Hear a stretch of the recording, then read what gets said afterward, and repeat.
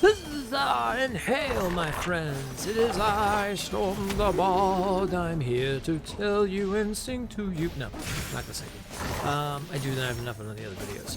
I am here to do top reasons to play Tribes of Midgard. So this is my positive review of a game that I really enjoyed and I'm playing on the PS5. That's what top reasons are all about. They're positive reviews that go into games that I've been really enjoying playing on the PlayStation and games that I think you should check out as well. So, this is Tribes of Midgard, made by Norsfell, published by Gearbox, and it is a fantastic Viking survival action RPG game. We're going to go over some of the top reasons that I feel you should check this out. So, without further ado, let's begin. So let's talk about the first reason. It's a really cool mix of survival and action RPG. So it's kind of light survival. You don't have to worry about eating and everything like that and stuff. Some survival games, you have to eat and stuff. It's kind of got that mixture of almost, I guess one would say like Valheim is a good example, where you pick up food elements and stuff, but it's mostly for potions and things like that.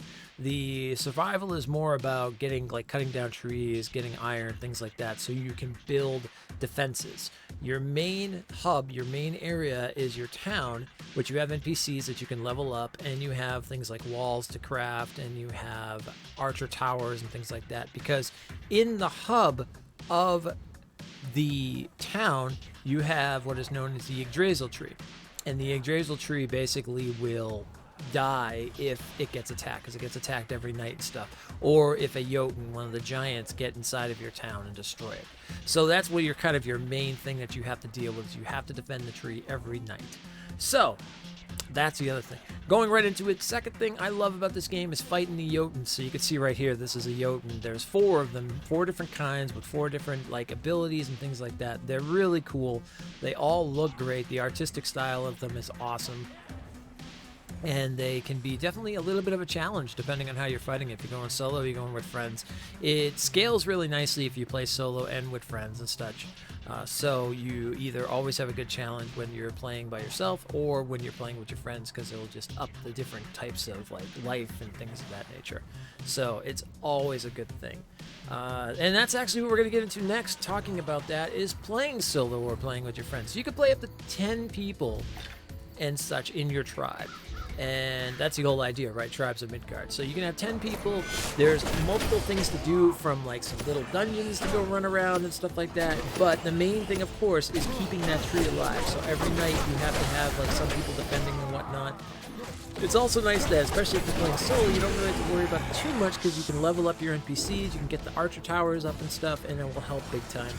So it works out good. Solo mode I've had a lot of fun with. And, some people with these games, they think, oh, well, multiplayer is only going to be the key thing. But honestly, I've had a lot of fun with the solo mode. I'm really glad that they made the NPCs, do their thing, and they can help defend and stuff while you go running around, exploring, getting new things and such. So, because of course, there's also classes and whatnot that you can pick up, so you can level up, and they have different abilities and such. So, and of course, making better armor, making better weapons, so you can fight Yoten easier, and you can go after the Saga boss and stuff. And that's actually what we're going to get into next.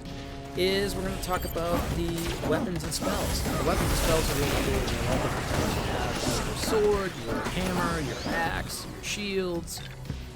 So each of those weapons also have abilities to them depending on the grade. So if they're a common grade, they might only have one spell ability, where let's say you can throw an axe, where a level 3 weapon, which is a blue weapon, will have okay, you can throw the axe, but also if you gain some more magic as you're fighting, you'll be able to pull in another thing. You'll be able to bring in heal yourself or something like that, or have a big AoE wind attack, a legendary axe allows you to do this big legendary thing and stuff like that. So, which is really cool. But yeah, so these are pretty awesome to say the least. Another big thing I really like is what is called the Saga Mode. It's completely free.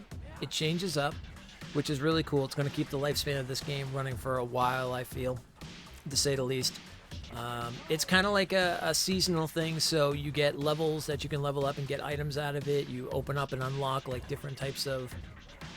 Well, in the Saga Mode, that's how you unlock your classes That's how you unlock, like, you can get different weapon blueprints and things like that.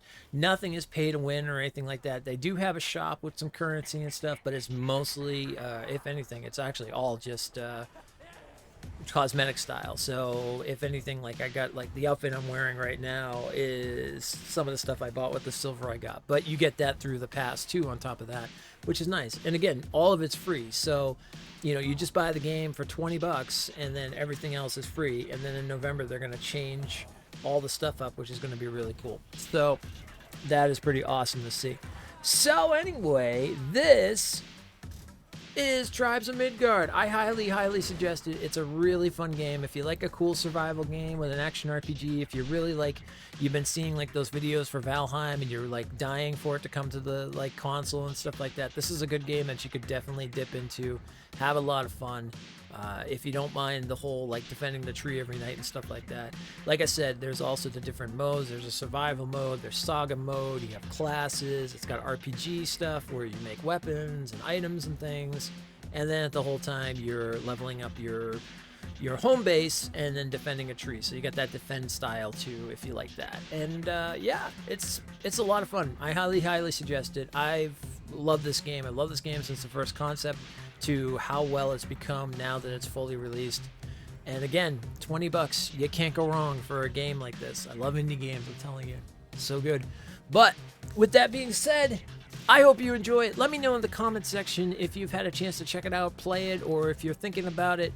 And yeah, and tell me what you think is your top reason that you would either want to try it out, or if you've already played it, what is your top reason that you've enjoyed so far? I'll talk to you guys later. You be safe, you be just, and as always, huzzah!